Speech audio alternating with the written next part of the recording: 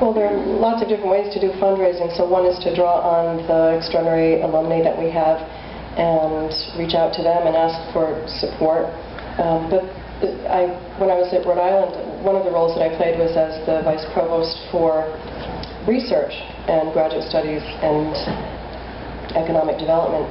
And so I would like to partner with K through 12, with businesses, industries, to try to get extramural funding to support the kinds of initiatives that we have here, and student scholarships. In Hartford, we have a Hartford Scholars Program where local industries will pay half of the tuition for any resident of Hartford who gets accepted at the university. So I'd like to try to put in place similar programs.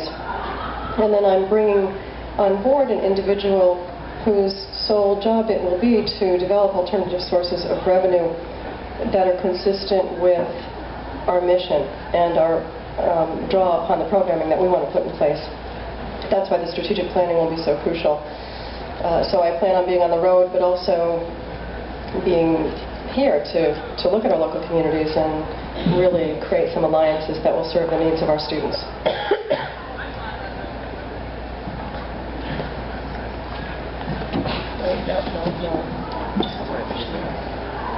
Hi, my name is Christine, and I was wondering, well, first of all, I want to say thank you for coming to our basketball game.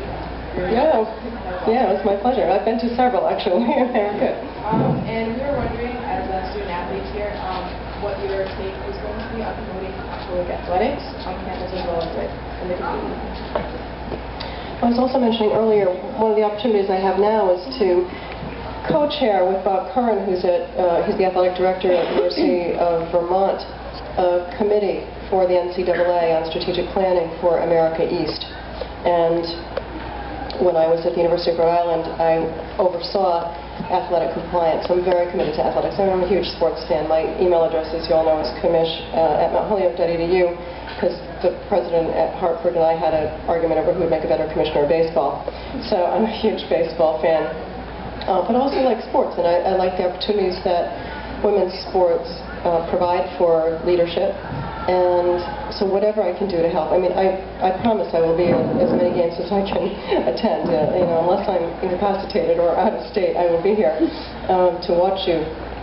But we also, we were talking about the fact that club sports might feel undervalued, and we need to look at that and what we might do to really promote the activities of all students, because we know that student athletes have a higher retention rate than all other students on campus, and that's at any college and university. So we have to pay attention to that, and there are tremendous opportunities for fundraising around athletics. Parents, I'm a parent who spent countless hours in ice hockey rinks and in the karate dojo and soccer fields, indoor and outdoor, and so I would be happy to give to activities that were enriching the lives of my children, students. So I'll do whatever I can to support athletics. Okay, I have a quick question. Jen, there's someone back there. Okay. Well, I think Mount Holyoke, most of us have been educated about sort of the pioneer spirits of Mount Holyoke and how we really pride ourselves on being, innovative, fund runners for women's rights, for a lot of social issues. And I'm wondering sort of what you think Mount Holyoke's role is going to be at the national scale and in terms of, global scale as well. We have the Women's Worldwide organization that Joan helped found. Is that something that will continue under your presidency, and is there other things that you're looking into to promote, not just promote Mount Holyoke, but make sure that we continue to be at the forefront of women's issues, of social issues and justice and whatnot? There's a lot of controversy about whether Mary Lyon's mission has been completed in terms of providing access to excellence in higher education for women, because now coeducational institutions are available to women. I think that one point that we can emphasize is that her mission hasn't been achieved, that there's still a lot more work to do, because if we look at the international community, and I learned this through my work in Kenya, if women are spending 6 hours a day gathering water, then they don't have access to education at all. And there's so much work that we can do. So if we can be a group of women who empowers women around the world in a way that they will be provided with that access to education, whether it's here or elsewhere. We will have done our jobs. And so I think this is intimately tied to those issues of social justice.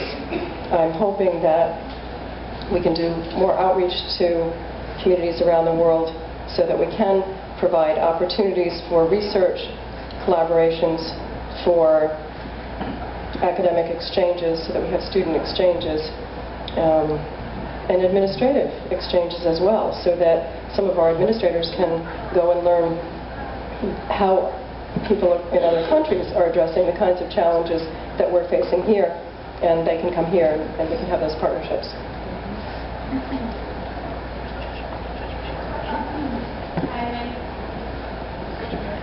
Hi, my name is Christina Wilson, and I just want to know if you are considering changing any of the curriculum or some of the distributions, or just restoring some of the academic programs that that have disappeared.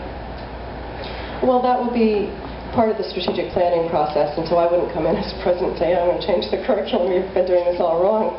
I think we need to decide as a community what we would like, and I'm on the Senate of Phi Beta Kappa at the national level, and one of the things that we've talked about is how should we expand, or should we expand, the notion of liberal learning to include more applied fields, for instance, physical therapy or accounting or marketing, finance, or whether we should look at the traditional concept of liberal learning. And so we need to decide as a community where we want to go, and then I can serve as an advocate for helping us get there.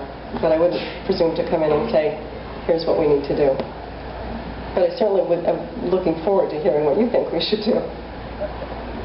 Hi, my name is Lola Baraza. I am a student from Kenya, and I just wanted to ask a question off the tangent from May's question. You say that Maryland's legacy has not exactly been fulfilled in educating women worldwide. What I want to ask is, as a student from a developing country, will there ever be a change in the policy of funding in terms of summer internships or even study abroad to go back to your own country to effect, like a vision that you have? Because currently we don't really get funding for that. I didn't hear the last part of your question. Is there an opportunity for internships in? Yeah. As far as I know, the school doesn't offer funding for you to go back for a summer project in your own home country, even if you had a project like in the rural area of your own home state or whatever.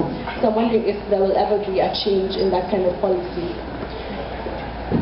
I hope so. In doing the fundraising, one of the things I'd like to do is to provide that kind of funding for internships. So I just met with Bob Forrester, who's the CEO of Newman's Own Foundation, and have talked about getting funding to work on the Kenya project that would provide internship opportunities for students. And we're working with the Weissman Center and